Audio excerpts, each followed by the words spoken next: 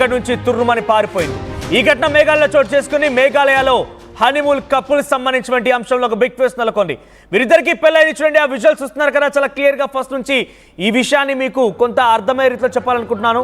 So ఇక్కడ కనిపించేటువంటి ఆ అమ్మాయి పేరు సోనం, ఆయన పేరు రఘువంశీ, రాజా రఘువంశీ.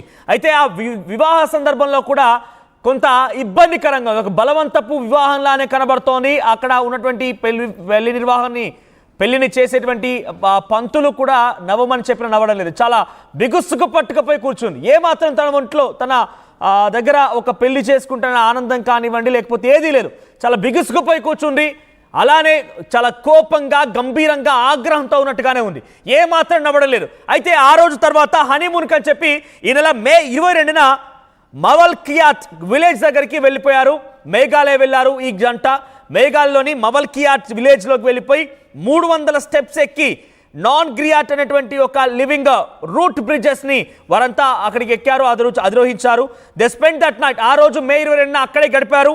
ఆ తర్వాత వారంతా కూడా నెక్స్ట్ డే మార్నింగ్ ఒక బైక్ తీసుకొని రెంటల్ బైక్ ద్వారా అక్కడ ఉన్నటువంటి చుట్టుపక్కల పరిసర ప్రాంతాలను ఎక్స్ప్లోర్ చేయాలనుకున్నారు.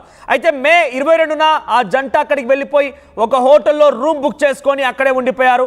మే 23కి వచ్చేసరికి వారి యొక్క కాంటాక్ట్ కుటుంబం నుంచి దూరం అయిపోయింది.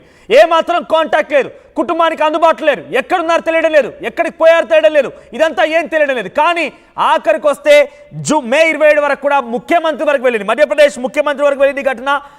వాళ్ళందరూ కూడా మధ్యప్రదేశ్ రాష్ట్రానికి సంబంధించిన వాళ్ళు. సో మధ్యప్రదేశ్ ముఖ్యమంత్రికి వెళ్తే మధ్యప్రదేశ్ ముఖ్యమంత్రి కాస్త మేఘాలయ ముఖ్యమంత్రి కోనార్డ్ సంగ్మాతో మాట్లాడుకొచ్చారు. సో అక్కడ మాట్లాడి ఎప్పటికప్పుడు ఈ విషయం పైన ఆరా తీస్తూ ఉన్నారు. ఏం జరిగిందో తెలియలేదు, అసలు ఎక్కడికి వెళ్ళారో కూడా అర్థం కావడం లేదు. ఈ నేపథ్యంలోనే జూన్ 2న రాజా రఘువంశీ యొక్క మృతదేహం లభించింది. మేఘాలయ ప్రాంతంలోని రాజా రఘువంశీ మృతదేహం లభించింది.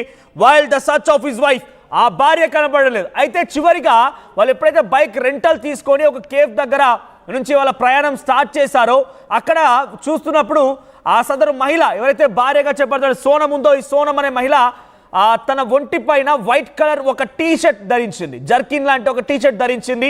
అయితే ఆ మృతదేహం ఎక్కడైతే పడి ఉందో రాజా రఘువంశీ భర్త మృతదేహం పడి ఉన్న చోట భార్య యొక్క టీ షర్ట్ లభ్యమైందట, వైట్ కలర్ జర్కిన్ లాంటి టీ షర్ట్ లభ్యమైంది. వెంటనే అక్కడికి వెళ్ళినటువంటి పోలీసు అధికారులు ఏమనుకున్నారంటే ఎవరు దుండగులు ఇక్కడికి వచ్చి ఆ భార్య పైన అత్యాచారం చేసి ఆ భార్యని హతమార్చి లేకుండా భార్యని కిడ్నాప్ చేసి భర్తని చంపేస్తారేమో అనేటువంటి అనుమానం వ్యక్తం చేశారు. అలా వెళ్తూ ఉండగా జూన్ 2న మృతదేహం లభించిన నేపథ్యంలో మొదటిగా అనుమానించిన విధానం ఇది. ఇక జూన్ 4కు వచ్చేసరికి జూన్ 4న ఆ టీ షర్ట్ని స్ట్రిప్ ఆఫ్ మెడిసిన్, ఆ టీ షర్ట్లో కొన్ని మెడిసిన్స్ కూడా ఉన్నాయట. సో ఆ మెడిసిన్స్ని a part of the LED screen of a mobile phone సంబంధించిన ఒక ఎల్ఈడి స్క్రీన్ని ఇవన్నీ కూడా ఆ టీ షర్ట్లో వాళ్ళు తీసుకున్నారు. సో జూన్ 2న వాళ్ళ ప్రయాణం స్టార్ట్ అయింది. అప్పటి నుంచి వాళ్ళు ఫ్యామిలీతో కాంటాక్ట్ లేరు. మే 23 నుంచే ఫ్యామిలీతో కాంటాక్ట్ మిస్ అయింది. వాళ్ళు మిస్ అయ్యారనే వార్తని తరచూ ఎప్పటికప్పుడు పోలీసులు వారి కోసం వెతుకులాట మొదలుపెట్టారు. జూన్ 2 విషయానికి వస్తే మృతదేహం లభించింది. మృతదేహం దగ్గర ఒక టీ షర్ట్ ఉంటే ఆ టీ షర్ట్లో ఒక మొబైల్ ఫోన్కి సంబంధించి విడి భాగాలు, LED screen, mobile phone touch screen ఉంటుంది కదా, ఆ డిస్ప్లే కనిపించిందట తన టీ షర్ట్లో. ఒక స్మార్ట్ వాచ్ కనిపించింది. తర్వాత ఒక స్ట్రిప్ ఆఫ్ మెడిసిన్స్ కనిపించాయి ఆ టీ షర్ట్లో. ఇవన్నీ కూడా మహిళ ధరించేటువంటి ఒక వైట్ టీ షర్ట్. ఆ తర్వాత 6వ తేదీన ఎక్కడిది, అసలు వీళ్ళు ఎక్కడి నుంచి స్టార్ట్ అయ్యారు ఏంటి అనే విషయాన్ని వాళ్ళంతా పోలీసులు కొంత పరిశీలిస్తుండగా వీళ్ళంతా స్టార్ట్ అయింది ఒక కేఫ్ దగ్గర నుంచి, రెంటల్ బైక్ ద్వారా ఆ కేఫ్ దగ్గర నుంచి వాళ్ళంతా స్టార్ట్ అయిపోయారు ఇద్దరు కూడా. సో ఎక్స్ప్లోర్ చేయడానికి వెళ్ళిపోయారని చెప్పి 6వ తేదీన సీసీటీవీ ఫుటేజ్ బయటపడింది. సో ఈ సీసీటీవీ ఫుటేజ్ ఆధారితంగా వైట్ టీ షర్ట్ ఎవరిది అన్నప్పుడు తన భార్యనే వైట్ టీ షర్ట్ మాత్రం నిర్ధారించుకున్నారు. సో అప్పటివరకు వాళ్ళు ఎక్కడి నుంచి స్టార్ట్ అయ్యారో కూడా తెలియదు. ఒక మృతదేహం లభించింది, మృతదేహం దగ్గర వైట్ టీ షర్ట్ ఉంది, వైట్ టీ షర్ట్లు ఇవన్నీ కూడా ఉన్నాయి. కానీ ఎప్పుడైతే 6వ తేదీన సీసీటీవీ ఫుటేజ్ని పోలీసులు పరిశీలించారో ఆ సీసీటీవీ ఫుటేజ్లో ఈ మొత్తం విషయాలు కూడా ఆ పోలీసులకు అర్థమయ్యాయి. ఆ తర్వాత విచారణ ఇంకా వేగవంతం చేశారు. కట్ చేస్తే జూన్ 9న కట్ చేస్తే ఈ సదరు మహిళ అంటే ఈరోజు ఈ మహిళ ఉత్తరప్రదేశ్ గజీపూర్ ప్రాంతంలో పట్టుబడింది. మరి నిజంగా భర్త చనిపోయి ఉంటే, ఎవరైనా తనని ఇబ్బందులకు గురి చేసి ఉంటే తను పారిపోకుండా ఉండాల్సింది, పోలీసులకు సమాచారం ఇవ్వాల్సింది. కానీ ఈరోజు తనని ఉత్తరప్రదేశ్ కాశీ ప్రాంతాల్లో తను అరెస్ట్ చేసినట్టు తెలుస్తోంది. ఉత్తరప్రదేశ్లోని గజీపూర్ ప్రాంతాల్లో వారణాసి గజీపూర్ ప్రాంతాల్లో తను అక్కడ తిరుగుతూ ఉండగా ఈ మహిళని, ఈ సదరు అమ్మాయిని అరెస్ట్ చేశారు పోలీసులు. అయితే తన వయసు కూడా 24 ఏళ్లే. సోనం రఘువంశీ 24 ఏళ్లటువంటి ఈ అమ్మాయి అక్కడ ఉత్తరప్రదేశ్ దగ్గర గాజీపూర్ దగ్గరకు వచ్చింది. విచారించగా విస్తుపోయే విషయాలు బయటపడ్డాయి. తానే ఒక ముగ్గురిని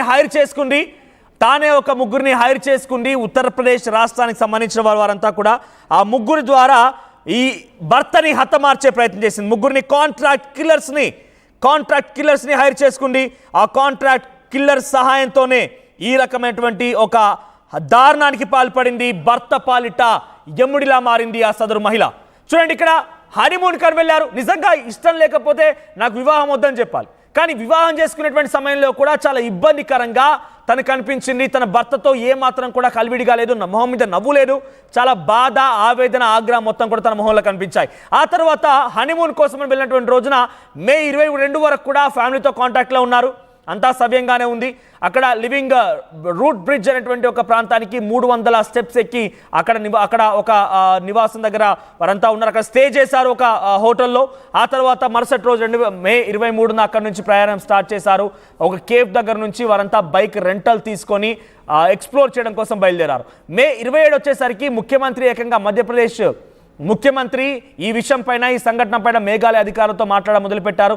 ఒక అమ్మాయి అబ్బాయి కనిపించకుండా పోయారనేటువంటి విషయాన్ని అక్కడి మేఘాలయ అధికారులతో మాట్లాడుకొచ్చారు.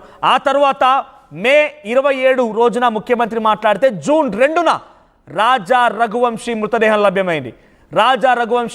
లభ్యమైంది. ఆ మృతదేహం పక్కనే ఒక వైట్ కలర్ టీ షర్ట్ ఉంది. ఆ టీ షర్ట్లో ఒక ఎల్సిడి డిస్ప్లే, మొబైల్ ఫోన్కి సంబంధించి విడిభాగాలు ఉన్నాయి. ఆ టీ షర్ట్లోనే ఒక మెడిసిన్ స్ట్రిప్ ఉంది. ఇతరత్ర వాచెస్ అవన్నీ కూడా ఉన్నాయి. అయితే ఈ టీ షర్ట్ ఎవరిది? మరి రాజా రఘువంశీని చంపింది ఎవరు? అసలు తన భార్య సోనం ఎక్కడికి వెళ్ళిపోయింది? సోనం, ఇదే విజువల్ చూడండి, ఇదే ఆ విజువల్. తను వేసుకున్నటువంటి ఆ టీ షర్ట్ చూడండి, పైన లోపల కనిపిస్తుంది కదా వైట్ టీ షర్ట్. ఆ వైట్ టీ షర్టే పోలీసులకు లభించింది. ఆ వైట్ టీ షర్ట్లోనే మెడిసిన్ స్ట్రిప్స్ ఉన్నాయి, ఒక వాచ్ ఉంది, మొబైల్ ఫోన్కి సంబంధించి విడిభాగాలు ఉన్నాయి. ఈ ఘటన జరిగింది మే 23న.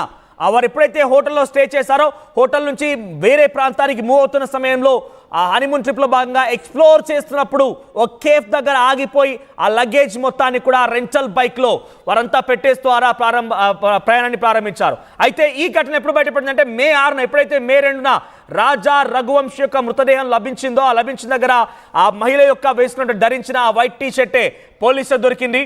ఆ తర్వాత మే 6న పోలీసులు చాలా క్షుణ్ణంగా రాజా రఘువంశీ ఇలా చనిపోయాడు అనేది ప్రతి ఒక్క విషయాన్ని ఆరా తీస్తూ ఉంటే పోలీసులకి ఈ సీసీటీవీ విజువల్ బయటపడింది. కట్ చేస్తే మే 9 అంటే ఈ రోజున ఉత్తరప్రదేశ్ గజీపూర్, వారణాసి ప్రాంతాల దగ్గర అర్ధరాత్రి 1 గంట సమయానికి ఈ మహిళ ఒంటరిగా అక్కడ కలే తిరగడం చూశారు. పోలీసులు వెంటనే అదుపులోకి తీసుకొని విచారిస్తే కాంట్రాక్ట్ కిల్లర్, నా భర్త నేనే చంపించాను, ఒక ముగ్గురికి నేను డబ్బులు ఇచ్చాను, ముగ్గురికి డబ్బులు ఇచ్చి వారి చేత ఈ హత్య చేయించాను, నా భర్తను చంపింది నేనే అనే విషయాన్ని ఒప్పుకుంది సోనం. తనంతట తానే లొంగిపోయింది.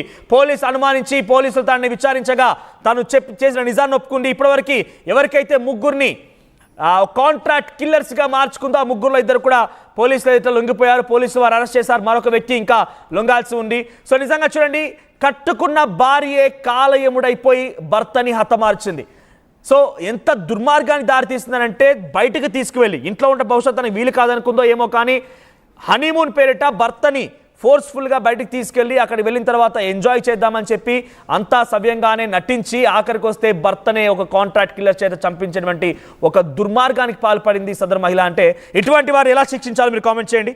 ఇటువంటి వారిని ఎలా శిక్షించారు? ఎందుకంటే ఇక్కడ ఏం జరిగినా కానివ్వండి, ఎటువంటి తప్పైనా కానివ్వండి, ఏమైనా జరగనివ్వండి, కానీ ఎప్పుడైతే భర్తని హతమార్చినటువంటి ఒక ఆలోచన సదరు మహిళకు వచ్చింది. కేవలం ఆ మహిళ వయసు కూడా, మహిళని చెప్పలేము, ఇక్కడ ఒక అమ్మాయి, ఆ అమ్మాయి వయసు కూడా 24 ఏళ్ళు